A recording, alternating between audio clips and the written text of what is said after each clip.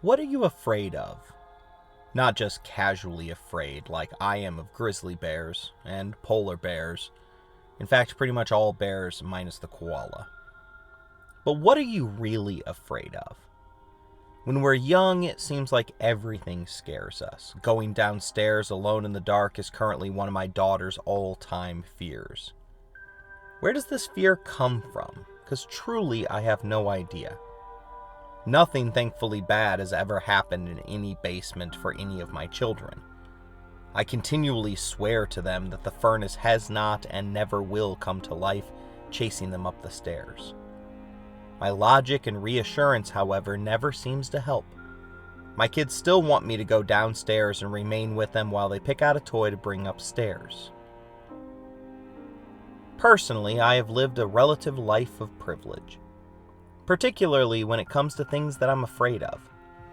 This doesn't mean that I've lived a perfect life. I was mugged as a pizza delivery boy. Thankfully, no weapons were involved, and the only wound was done to my pride when the local paper printed a less than flattering account of the incident. I've been in a couple of decently scary car crashes, one of which was my fault. I've experienced loss, but for the most part it has been neither tragic nor sudden. When it comes to fear, my life is encapsulated by the words of Dickie Barrett. I'm not a coward, I've just never been tested. I'd like to think that if I was, I would pass. I worked the next night on delivery shift. I continued to drive after each accident, albeit a little more carefully than before, and I continue to love, even knowing there might be loss. Fear remains. I asked for advice from my best friend when I found out I was going to be a father for the first time.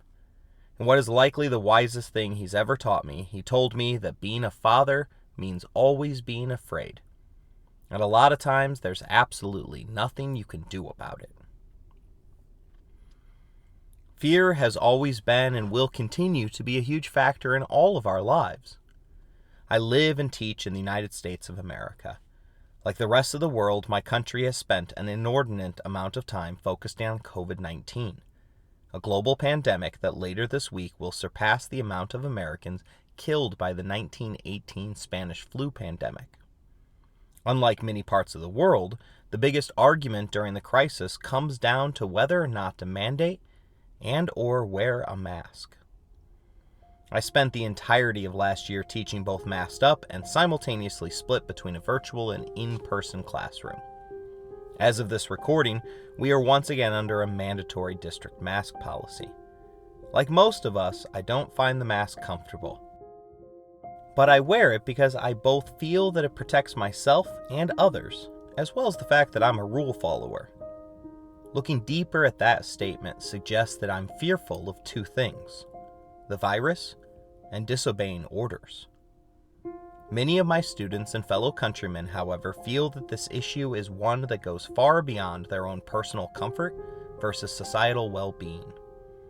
To them, it is an affront to their individual, God-given right to liberty. In their mind, it's the equivalent of tyranny. To history teachers like myself, the COVID crisis, and it is a legitimate crisis, presents us with an interesting window to compare our society to those that came before us. One of my favorite subjects to teach is the history regarding the Holocaust. Besides illustrating the literal worst of humanity by showcasing the depths of evil that we are capable of, the Holocaust also shows in a positive way what humanity is capable of enduring. I was fortunate enough to be visiting the National Holocaust Museum in Washington, D.C. on a day when George Lucius Sultan was there, signing copies of his survivor memoir, The 23rd Psalm. As a second-year teacher, I asked Mr. Sultan the question of which memoir he would recommend for a standard history curriculum. He shamelessly plugged his own book, but the reason that he gave for it was sound. He told me that he was right around the same age that my high school students were when the first phases of discrimination began to affect him in his native country of Poland.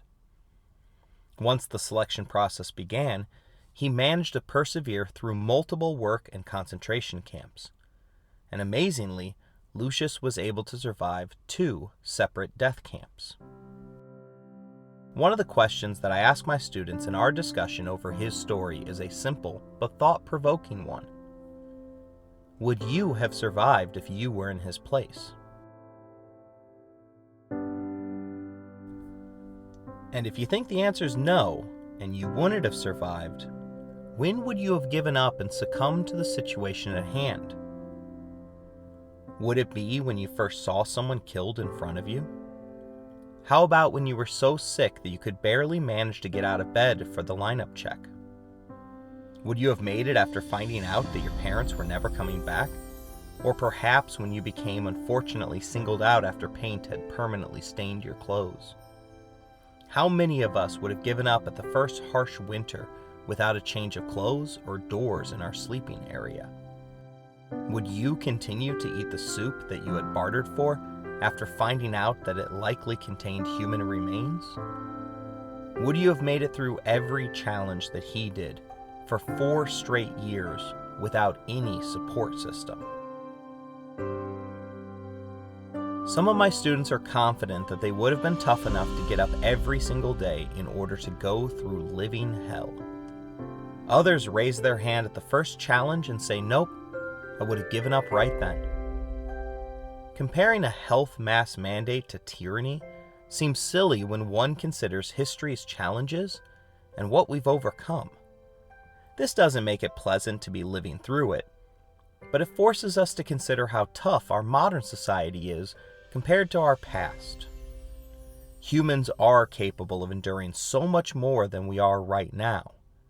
So many of our citizens invoking tyranny on the mask mandate also gives us a moment for us to consider the word and subject at hand, that of tyranny.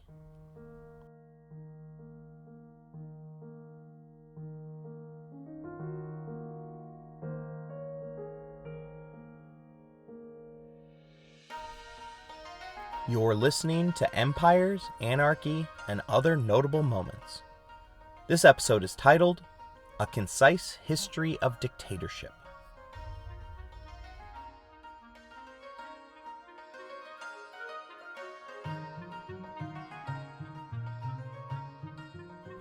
Give me liberty or give me death, Patrick Henry shouted in 1775, and he meant it. At that moment, he was a participant in the American Revolutionary War, a war that sought to break away from King George III's England. The American demands were not much. They wished to be extended the rights that British citizens had already been afforded, a right to be taxed only if they were granted suitable representation, a desire to not have to quarter the government soldiers, and the ability to retain the economic wealth that they were producing. Had the British won the War of American Independence, Patrick Henry and the other founding fathers would have surely faced the death penalty for their actions. These patriots were willing to die for their ideals, with the concept of freedom as one of their leading principles. Henry, notably, was not the first who was willing to put his or her life on the line in an attempt to reject unjust government. For authoritarianism goes back as far as humanity does. In this episode, we'll attempt to give a concise history on the history of tyranny, as a lead-in to multiple episodes regarding the 20th century's greatest dictators. For Patrick Henry, the fight against tyranny didn't end with the defeat of George III. Henry became one of the leading members of the Anti-Federalists, a group that feared the new American central government, a fear born out of the belief that it could become the same intolerable thing that they had revolted against in the first place. History shows that this democratic backsliding is, and remains, a legitimate fear. The meaning of words are often best understood by directly comparing them to their opposite. Today, we look at democracy as the opposite of tyrannical government. Democracy, of course, is government by the people, or at least government by the majority of the people. Now, this in no way means that democracy is perfect. Tyranny of the majority involves the creation of policy that ranges from discriminatory to deadly. Post-revolution, the majority of citizens in southern states believed that it was right to enslave someone purely on the basis of their birth status. George Wallace even won the governorship of Alabama despite the slogan in 1963 that disgustingly read, "Segregation now, segregation forever." Tyranny of the majority is so common that our democracy empowered an almost tyrannical power broker. In America, we call it the Supreme Court. Think about it. 9 unelected justices serve for life and have the power to create law just through their opinions. In fact, some historical scholars believe that that power comes not from the Constitution of the Founding Fathers, but from the court itself, via the case of Marbury v. Madison. This group of 9 is entrusted with veto-proof power over the lives of all U.S. citizens, as well as anyone living within our borders. And although they've gotten it right more times than not, there are plenty of examples of horrifically bad judgment sitting on the court's bench. There are some who even use the term judicial dictatorship to describe the court of the world's predominant democracy. James Robenwald, author of a number of books on the American political system, even goes so far as to ask the question: kings, monarchs, dictators, Supreme Court justices? Which one doesn't belong? As if the answer isn't as simple as one might imagine. So if tyranny exists within its opposite, the world's preeminent democracy, both via the ballot box and through the courts which serve as a check to prevent the tyranny of the majority, what then exactly is tyranny? The word tyranny comes from ancient Greece, and the modern English usage implies that of an absolute ruler unrestrained by law. The negative connotation around the word comes from the fact that these unrestrained absolute rulers typically have come to power only after usurping a legitimate ruler's sovereignty. Thus, with tyranny serving as the opposite of democracy, one has to first believe that the people have the natural right to rule. Tyranny removes that natural right by placing it improperly in an individual or a small group of individuals' hands.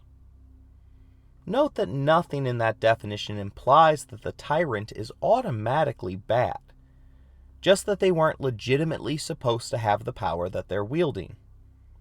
Of course, not all philosophers agreed that majority rule was the right or natural form of government.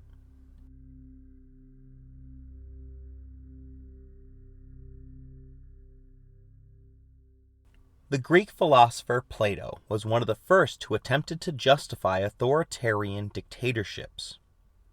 In his most famous work, The Republic, Plato argues that a system in which everyone has a right to rule will always be doomed by the selfish among us, for they will inevitably seek to write the rules to their own benefit, particularly to the end of gathering more power for themselves. Ironically, Plato paints a picture where the right to rule via democratic means will result eventually in the establishment of dictatorship. To him, it is the inescapable truth that all roads lead to tyrants.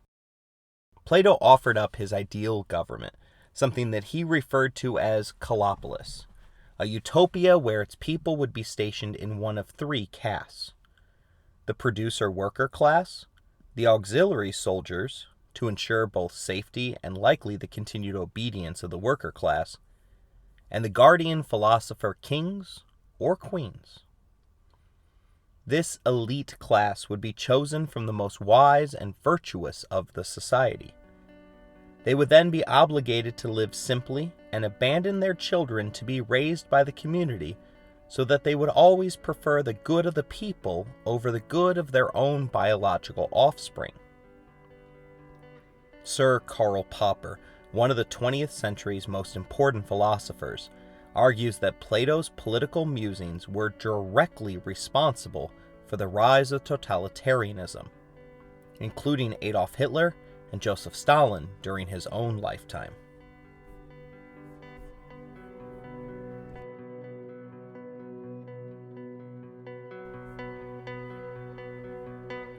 One of the Far East's most famous philosophers, Confucius, likewise justified what we would today consider a dictatorship. Confucius argued for personal enlightenment regarding ethics.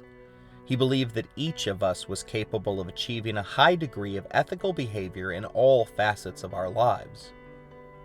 But as capable as we were, we would still need help, and that is where the government comes in. For any libertarians listening, this concept of government help is probably enough to trigger a slight uptick in your fear level. After all, I do recall Ronald Reagan claiming that the 9 scariest words in the English language were, "I'm from the government, and I'm here to help." And this utopian Chinese government would be there to provide all the assistance that the people could need. Like Plato, Confucius envisioned the smartest and the most virtuous to rule over the people justly. Also like Plato, he had no trust in majority groupthink. Instead, he urged for a return to a mandate from heaven.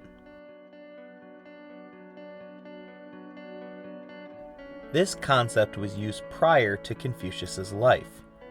It taught that the king, or emperor of China, had been chosen by the heavens.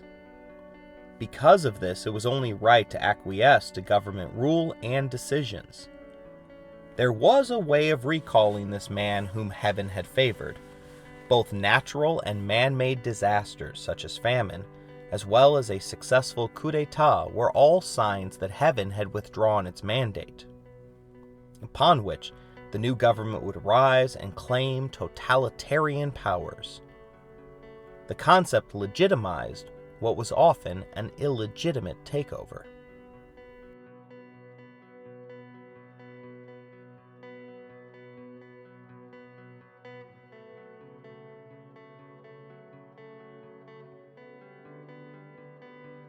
Although Confucius envisioned wise and virtuous rulers who would respect the rights of the people, his political philosophy preached Confucian chivalry, which included deference to those in power. In fact, a number of political scientists point the finger at Confucianism for creating a collective mindset in which the Chinese people refrain from questioning or critiquing those who hold power, the result of which in the 21st century has been self-sacrificing of their own human rights protections.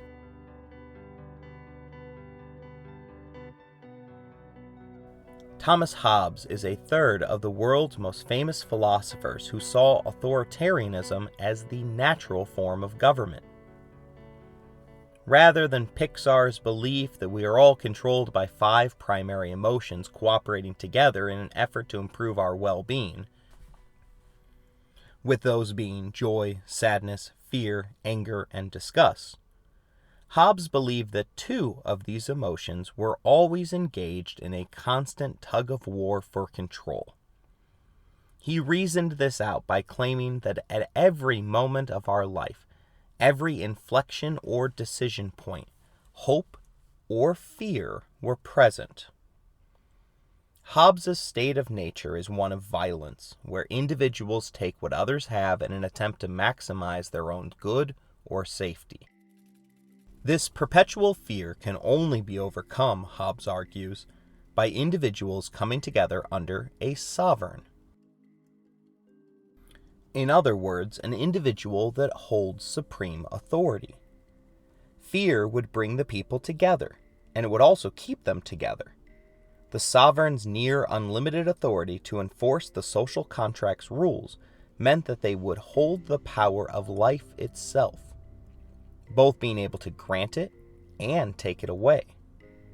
Fear of that punishment then compels the sovereign's subjects to uphold the contract and submit to the sovereign's rule. That's not so terrible an idea if your sovereign is a man or woman of principled reason and judgment. But what if the sovereign is Joseph Stalin? Or even worse, a member of North Korea's Kim family, which claims to be from a line that was birthed out of a double rainbow. Even more amazing, Kim Jong-il was walking in 3 weeks, speaking in 5 weeks, and fulfilling the wish of every single parent sick of changing diapers. After all, Jong-il never made a single bowel movement in his life. Few sovereigns were just, even if not all of them were as ridiculous as the Kim family.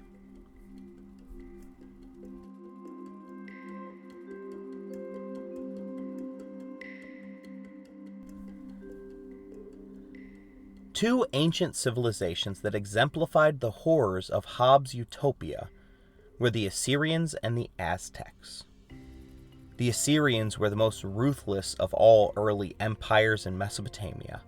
They regularly bragged in their contemporaneous notes of poking out their prisoners' eyes, slicing off their noses, as well as collecting ears as trophies. The Neo-Assyrian Empire continually conquered, and along with it cut off plenty of noses, because they believed that it was a requirement for their god Asha to continue to bring the sun up each morning. This desire to continue the cycle of daylight meant that the Neo-Assyrians killed and maimed for more than 300 years. Likewise, the Aztecs' religious beliefs influenced their rule. Huitzilopochtli, the sun god, was believed to have to fight off dark, evil spirits each night in order to once again appear at dawn. Since that god fell on blood, the Aztecs needed to restore its strength by committing constant human sacrifice. Failure to do so would mean that the sun would never rise again. The sovereign then, in both of these instances, threw away his people's lives to maintain a custom that legitimized their own position, as the one who knew God's will. Ashur only spoke to the sovereign of the Assyrians, and only the Aztec ruler could organize the sacrifices to keep the day going.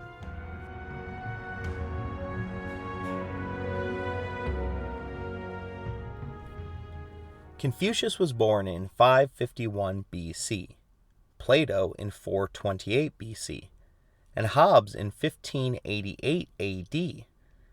That allows us to claim that 2,000 years of philosophical genius all came to the conclusion that the masses could not be trusted with the controls of government.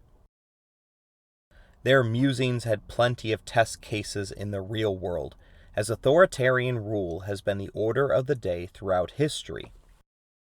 Totalitarian kings, pharaoh gods, and military dictatorships fill the vast majority of pages of history. When you think about it, ancient Greece's invention of democracy is more of a blip rather than a breakthrough. It also wasn't widespread. Direct democracy was exclusively limited to just the city-state polis of Athens. Each year, 500 citizens of Athens, which excluded all women, children, and slaves, were randomly selected by drawing lots. Then, under severe criminal penalties, those 500 unfortunate souls had to make every decision for an entire year of their lives. It was kind of like a supercharged year of jury duty. Democracy, as an experimental form of governance, lasted for nearly 200 years, but was finally put to rest after the Athenian polis was defeated by Sparta, themselves a military dictatorship in the Peloponnesian Wars. Democracy would lie dormant until emerging from a long rest, roughly 2,300 years later, by Patrick Henry and his fellow American patriots. The U.S. would go on to combine elements of Athenian direct democracy with portions of the Roman Republic to create representative democracy, a system where the majority selects who will represent them. And like Athens, American democracy initially left out all women, children, and slaves. You kind of think that we should have progressed a little bit more during those 2 millennia.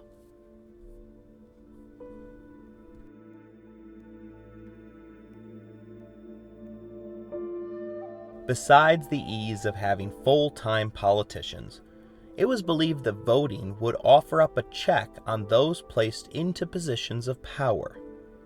Although the majority might decide something, their representative could always vote the other way. This fear of embarrassing loss was believed to be enough to ensure that the politicians would do right by their people. The Founding Fathers may have given us a government of the people, for the people, and by the people, but they still had a healthy amount of fear of their own people, which is why they installed both the Electoral College and allowed for the direct appointment rather than election by popular vote of senators. But we shouldn't be surprised regarding their fear. After all, they were combining ancient ideas from civilizations which no longer existed. Greece, the birthplace of the word tyrant, had succumbed to a society that was ruled through military might, rather than via the will of the people. Ancient Rome also wasn't a fan of trusting the people. Their society was the one that gave us the word dictator.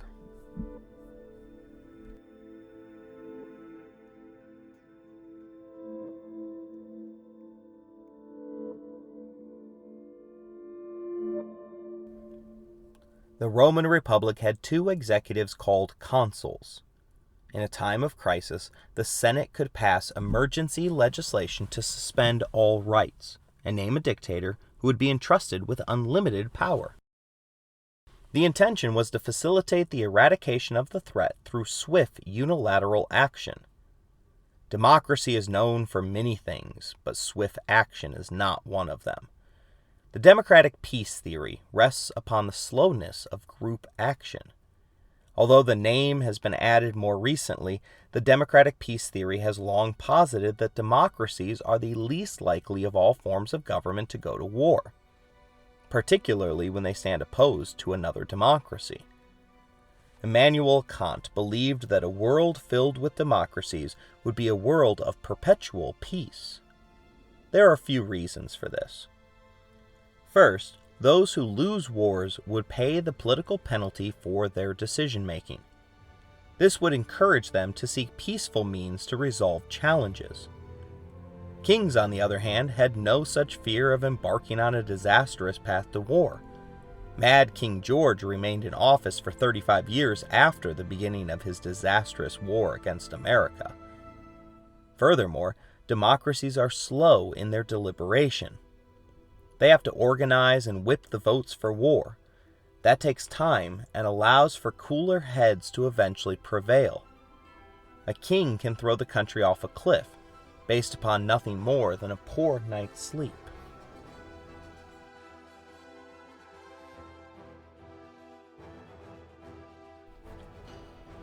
Cincinnatus exemplified the wisdom of the Roman Republic's inclusion of supreme power in the event of an emergency.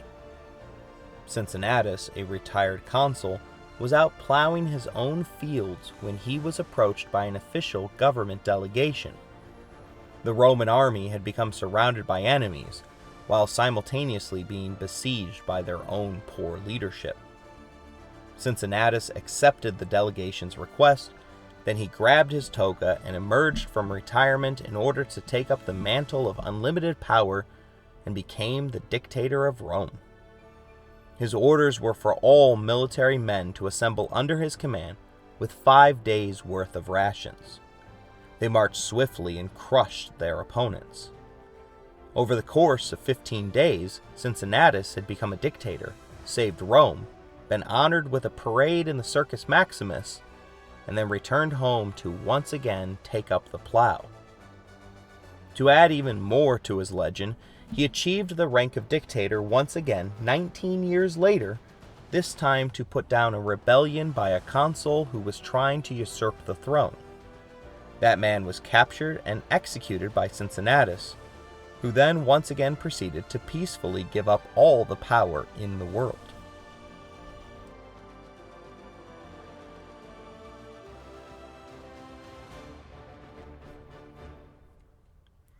Perhaps then it isn't true that absolute power corrupts absolutely. A somewhat modern-day example comes from two of the greatest U.S. leaders, Abraham Lincoln and George Washington. Lincoln rose to the occasion after being immediately confronted by the greatest challenge that America had ever faced: itself. Based upon fears that Lincoln would eventually end the practice of slavery, the Southern states rebelled, thus beginning the Civil War. The U.S. Republic is based upon the ideas of the Roman Republic, which includes a dictator-like clause.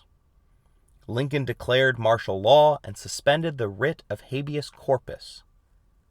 The term habeas corpus means to have a body off.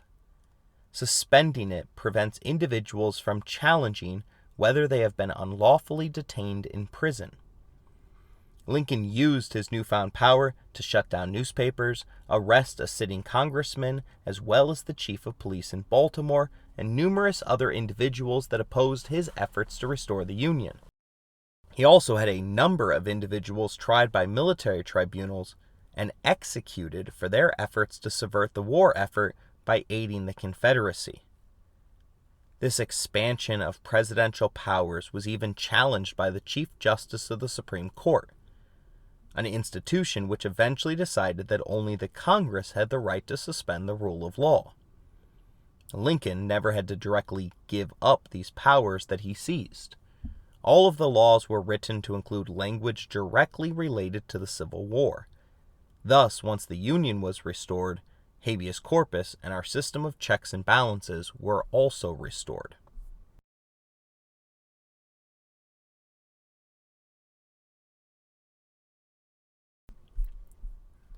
But what if your emergency decree ruler isn't Cincinnatus or Lincoln? What if it isn't George Washington, who refused both the title of king or the opportunity to run unopposed for a third presidential term? Unfortunately, these men are the exception to the rule that absolute power corrupts absolutely. Julius Caesar came to power a number of years after Cincinnatus, and he went on to systematically destroy the institutions of the Roman Republic, to the point that the system fought back. Brutus was the hero, albeit unsuccessful hero of that story.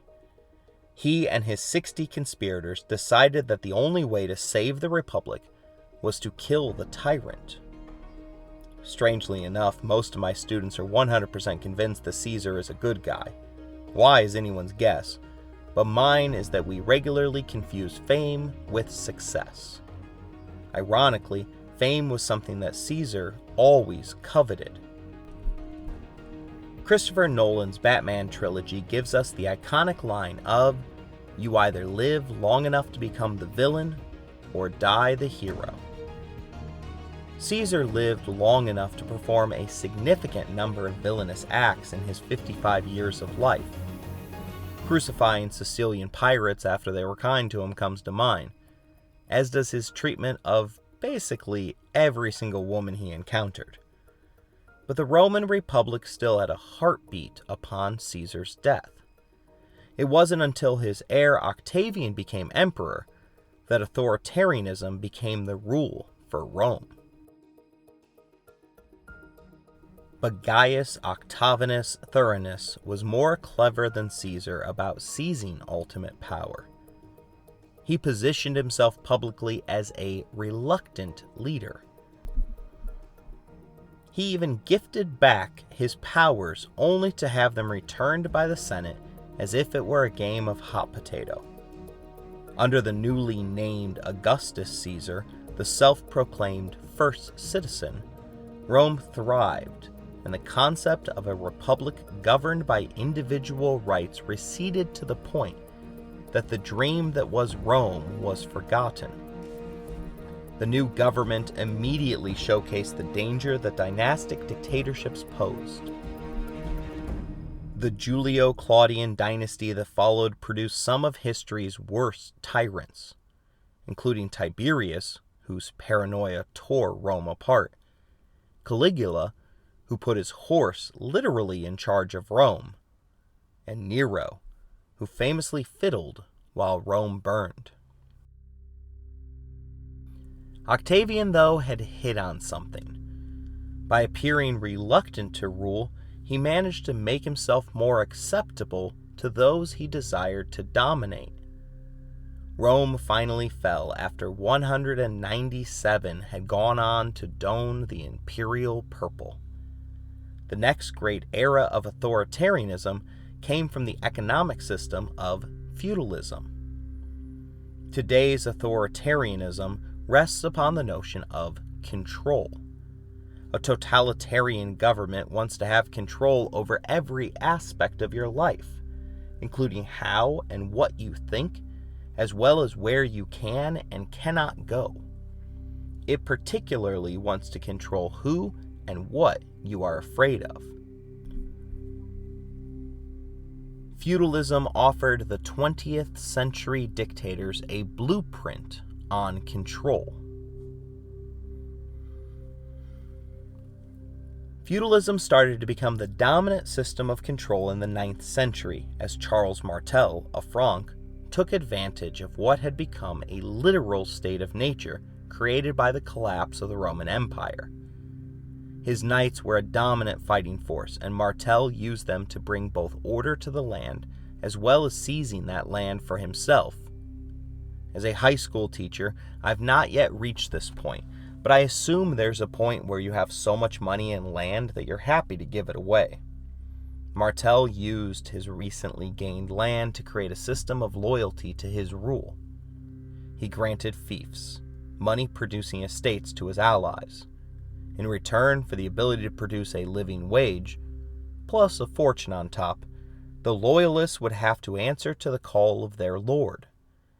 These extremely wealthy vassals would in turn lease out their land to workers, who would have no choice but to accept the horrific working conditions and poverty-level wages because there was literally no unowned land for them to take in their own name. Feudalism locked in the class system in a way that was just as effective as the Hindu caste system. The only difference was that feudal lords worshipped power as their god. Because the origins of the feudal system were rooted in the concept of seizing power from someone weaker than you, the top of the pyramid scheme had to continually grow their power for fear that a more ruthless feudal lord would usurp their kingdom. Historian Frank Decatur, in his book How to Be a Dictator, The Cult of Personality in the 20th Century, points out that, quote, naked power always has an expiration date. Power seized through violence must be maintained by violence. A dictator must rely on military forces, a secret police, a praetorian guard, spies, informants, interrogators, torturers. Thus, European kings became locked in a fiscal military state of violence that was similar to what African tribal big men were pursuing at the same time. Once again, the violent nature of humans in the state of nature encouraged the majority of us to band together for protection. That we gave up our rights as well as our ability to earn a living wage was ignored because of the overwhelming fear felt in the world.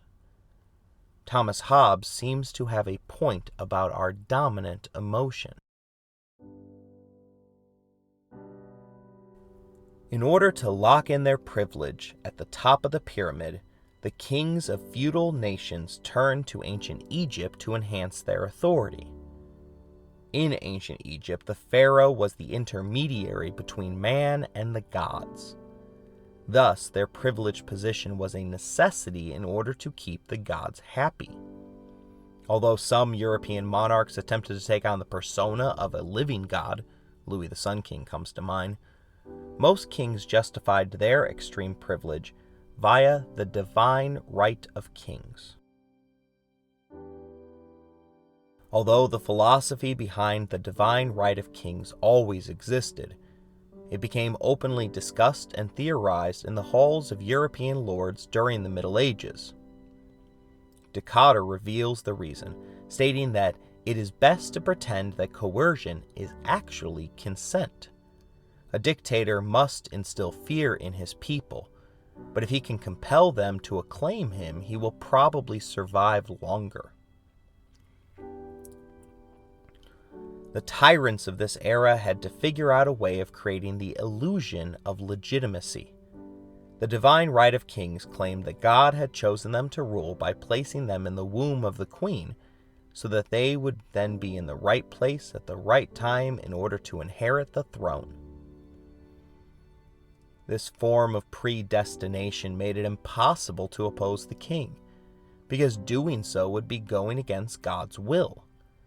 The fact that Europe was universally religious during this time allowed for the royal family to usurp any remaining ounces of freedom that existed in their land.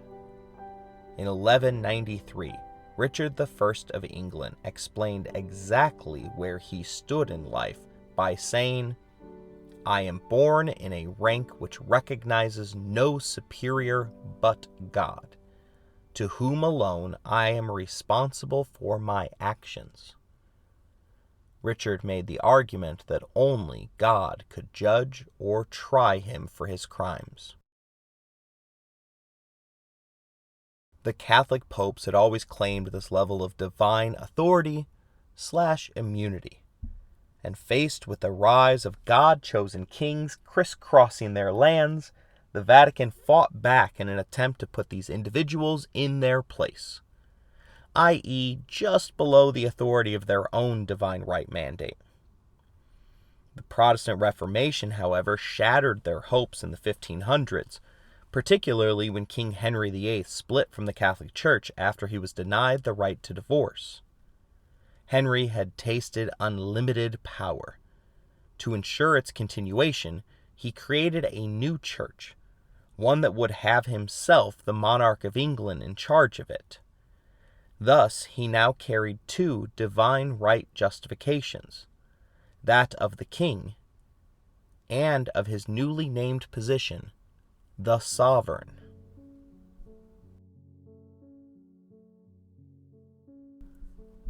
This concentrated power produced horrific abuses of their supposedly godly authority. The custom or right of jus prima noctis comes to mind. Although it's not clear if the practice was official law, it for sure happened with regularity. The phrase, which served as the primary plot device for the movie Braveheart, means right of the first night. Lords would claim a God-given privilege to sleep with the bride on her wedding night. Dr. Vern Bolo of the State University of New York cuts through the controversy of whether it was custom, right, or myth, and calls it out for what it was. He writes that, quote, "Recent evidence would emphasize the so-called right was simply the ability of the powerful to subject the less powerful to their will. Rape might be a better term to apply, since husbands and families had to resort to subterfuge to thwart the desires of the powerful."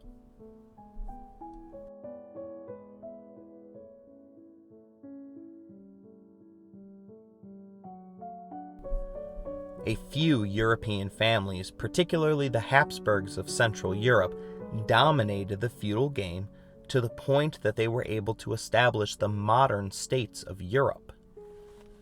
Thus began the era of absolutism, a time period which gave us some of the greatest characters in world history. With their power secured via their divine right, their hereditary custom titles, and standing armies that were loyal first and foremost to themselves, these individuals were able to return to the world of excess that was previously enjoyed in Caligula's Rome.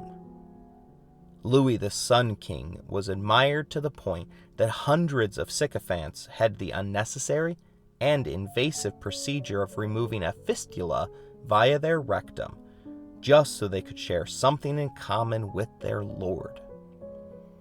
Ivan the Terrible would have 20 prisoners tortured in front of him each day for lunch. And Catherine the Great once gifted 1,000 serfs, amazingly another word in the English language for human beings, to an ex-lover as a reward for his apparently remarkable services. Harkening back to feudalism, these acts were cheered by those that desired to increase their own status and power. This alternative reality eventually confused even those that created it. While dictators lie to their people, they also lie to themselves, eventually convincing themselves of their own genius. It's hard to believe that Louis never figured out that his gardener was purposefully setting the statues in Versailles askew, just so he could compliment the king for noticing it.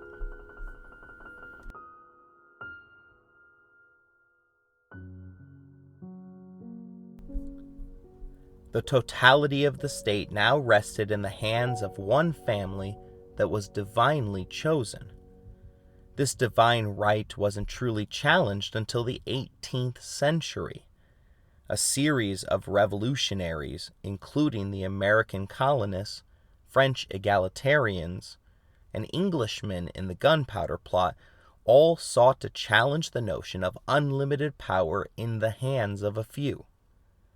These early democratic insurgents attempted to create checks and balances to challenge the excess of the absolute rulers. But each movement was pushed back by the forces of authoritarianism. The victorious American founding fathers were all rich aristocrats. We had traded one King George for another, or at least we had attempted to. Once again, thankfully, Washington declined. These men were not slaves that rose up to overthrow an unjust government. They were the rich elites, who themselves owned slaves, that had risked their lives in order to be the ones that had their hands on the levers of power. Thankfully, they did better, for the most part, than their predecessors. The French Revolution was a bloody and messy affair to create a new world order. The old images of excess, such as the Habsburgs' own Marie Antoinette, were beheaded by the guillotine. But what emerged after a short period was a series of new dictators. Far from the perfect utopia that the revolutionaries had discussed in their salons, the new French government of the people created a 10-day work week that only included one day off for their workers. A second revolution occurred shortly after, and Emperor Napoleon emerged as the true victor of the French Revolution. The gunpowder treason sought to blow up Parliament and, along with the building, all of its lords and their king. Here at least comes a success story, although not an explosive one, as the plot was discovered and stopped in time. Instead, the success is showcased each year in England. Guy Fawkes Day is celebrated on November 5th in remembrance of the notion that governments should be afraid of their people and not the other way around. For Fawkes and his conspirators, however, this didn't mean much. Each was painfully executed by the authoritarian state that they attempted to overthrow.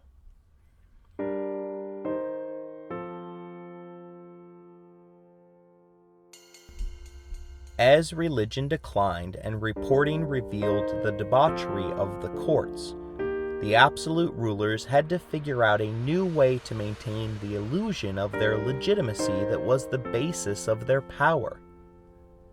They turned to nationalism, intense pride in their state.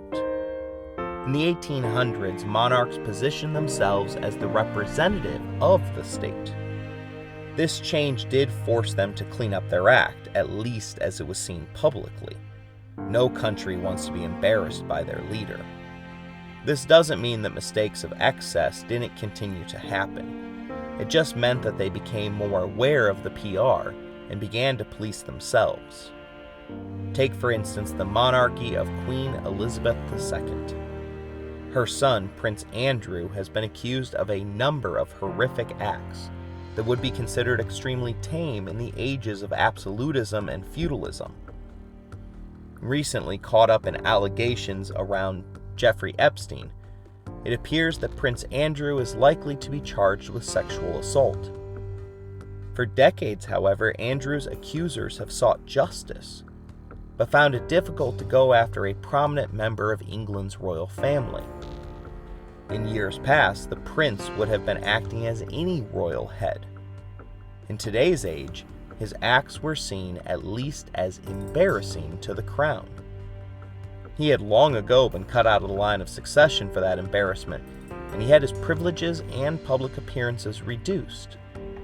But he still was protected, because the state going after him meant that they were going against the wishes of their queen mother, a woman that is beloved by the people, and who herself represents that state.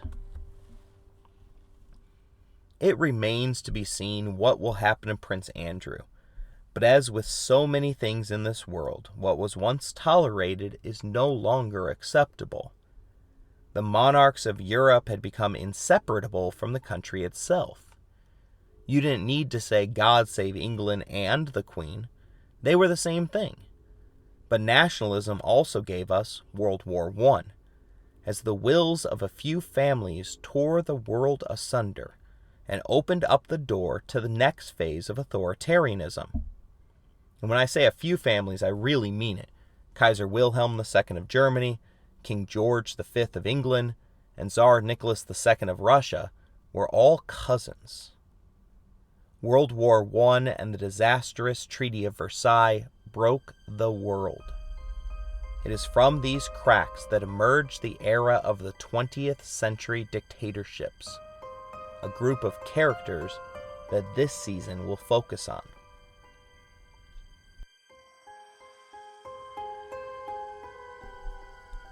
As the world was shifting away from totalitarianism, World War I opened the door to a counterstrike by the forces of dictatorship. If dictatorship is the dark side, then the words of Yoda stand out for their wisdom. Fear is the path to the dark side. Fear leads to anger. Anger leads to hate. Hate leads to suffering. The French desired to see Germany suffer for their role in World War I. That suffering in Weimar Germany preceded the rise of Adolf Hitler. An economic and political crisis in Italy enabled Mussolini to march unopposed to power in Rome.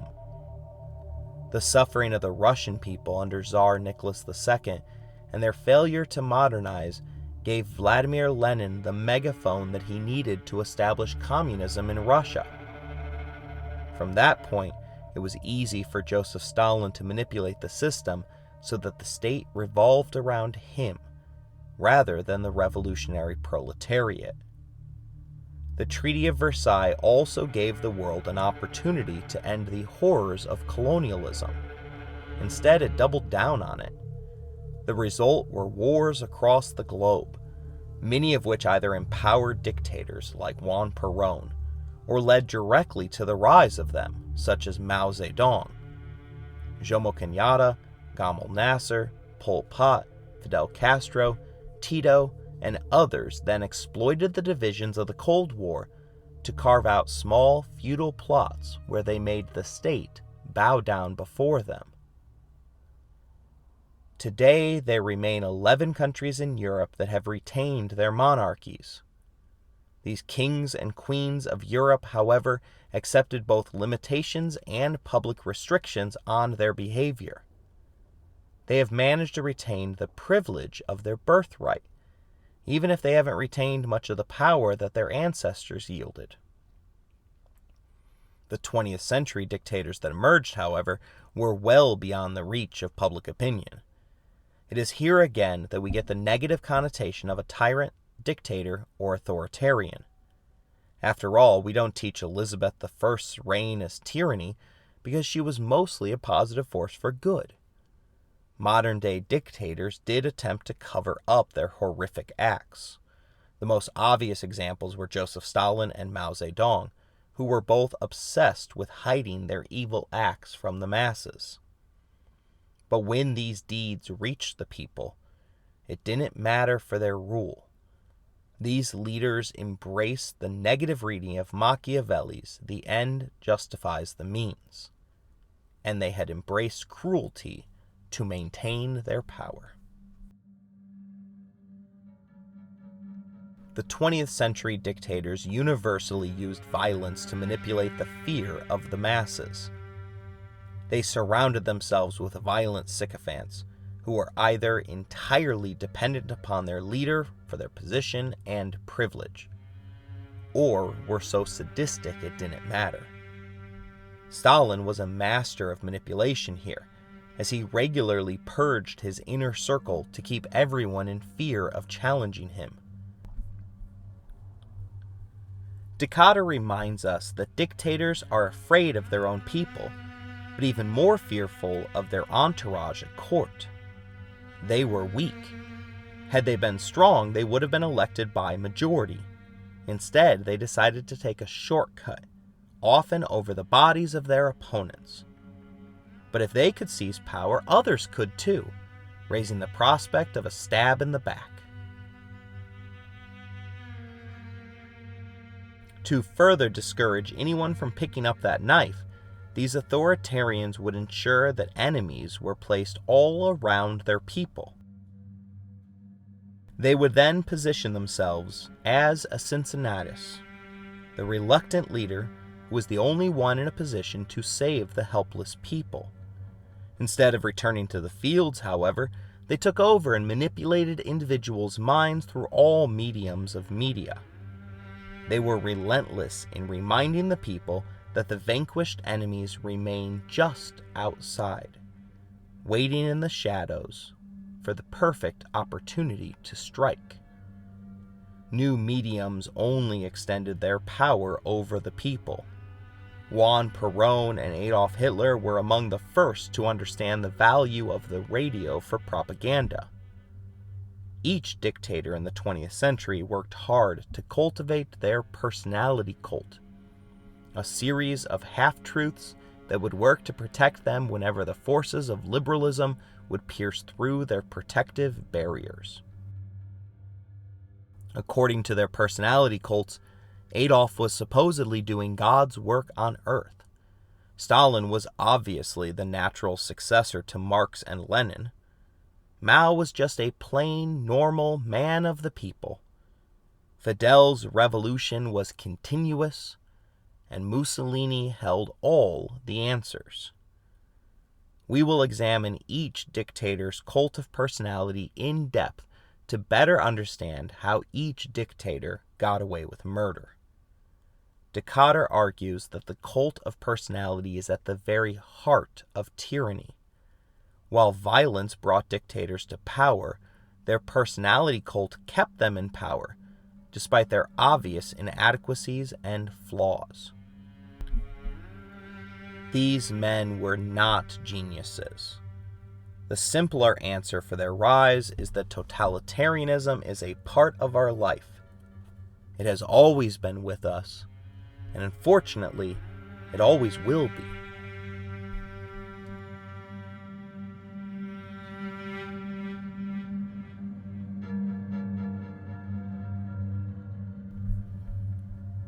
Ancient Mesopotamia had kings leading their people against each other in the pursuit of empire. The Greeks had clashes between the first democracy and empires both near and far. The Romans voted to end checks and balances in order to legitimize totalitarianism, the fall of which resulted in feudalism and the repackaging of dictators as divine lords. From there, it evolved into absolutism before a revolutionary counterstrike forced the monarchs into better public behavior. Many realized that they could maintain their privilege while reducing their workload, but others desired to restore their place on top of the absolute pyramid. Thus, Mussolini, Hitler, and Stalin emerged in Europe. But this isn't just a European story. The Aztec king demanded sacrifice and tribute from the surrounding tribes, establishing a pyramid caste system to protect his own power. They were overthrown by the lesser tribes, who then became subjected to the rule of the Spanish Catholic monarch from across the sea. Upon independence, Mexico experienced one-party rule for nearly the entire 20th century. Chinese history is littered with examples of dynastic rule, clashing as to who was on top. The mandate of heaven was used to justify their place, until someone usurped that mandate. Mao overthrew Chiang Kai-shek, a man who was no lover of either democracy or human rights. Mao rose via his opposition to the intervention by a Japanese emperor who proclaimed to others that he was literally the son of heaven. Today, China remains in the hands of Mao's CCP, governing a one-party system that maintains one of the worst human rights records in the world. Like the Queen of England, China, however, understands the need for good PR in order to remain in a position of privilege. Their current method is to make sure that the world is connected so tightly to their economy that they are unable to criticize their dealer. Amazingly, Japan still has an emperor, one that is still related to that World War II son of heaven, which I think makes him the grandson of heaven.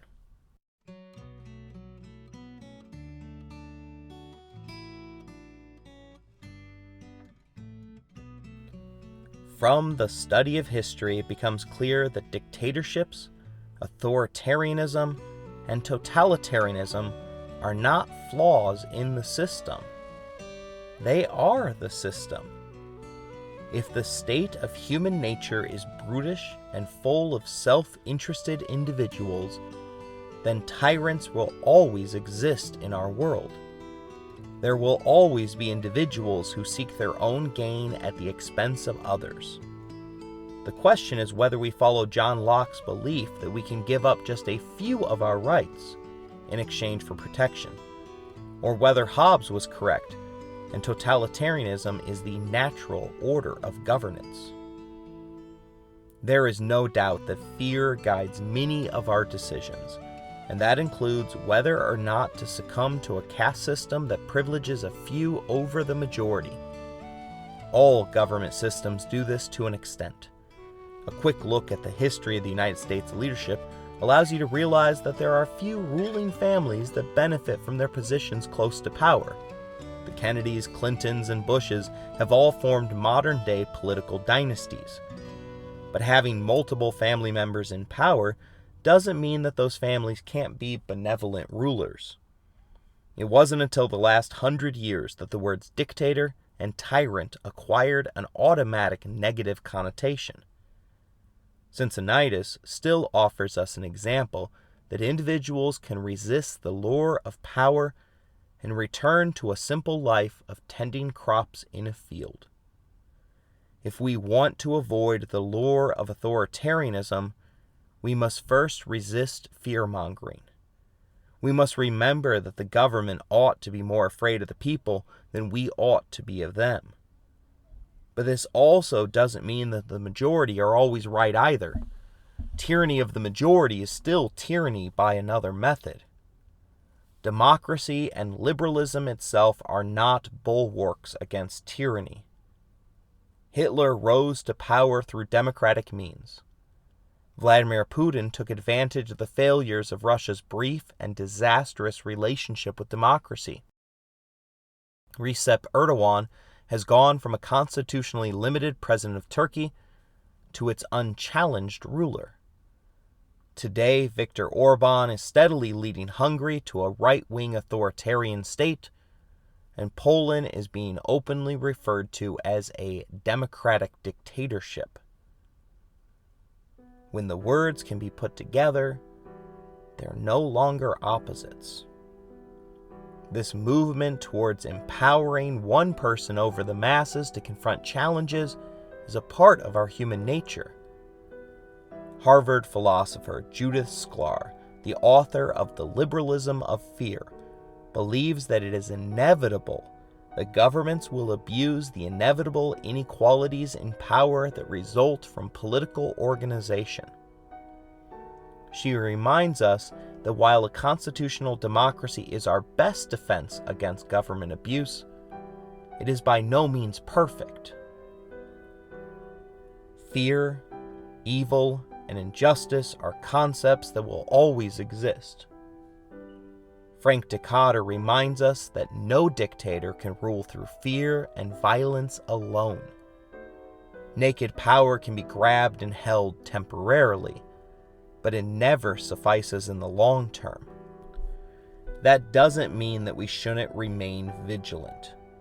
Just as injustice continues in our everyday lives, dictatorships remain and will continue to expand their power bases. The history of totalitarianism is a significantly longer edition when compared to the history of liberalism. From reading that first edition, we have learned that we should always take the authoritarian threat to liberty and democracy seriously, no matter where that threat comes from or what it looks like. Comedian and political commentator Jon Stewart recently pointed out that the silliness of the threat can't be overlooked. He states that, quote, "the most dangerous figures are the ones that seem comic and absurd. Saddam Hussein seems absurd. Muammar Gaddafi would stand in a kaftan and rant like a madman." Stewart finishes with the idea that you have to be shameless and absurd in order to do shameful things. And it would be shameful for any of us to not take the threats to legitimate government by the people seriously. After looking at the role that fear plays in all of this, I'll ironically close with the words of our only 4-term President Franklin Delano Roosevelt. Quote, "The only fear we have is fear itself."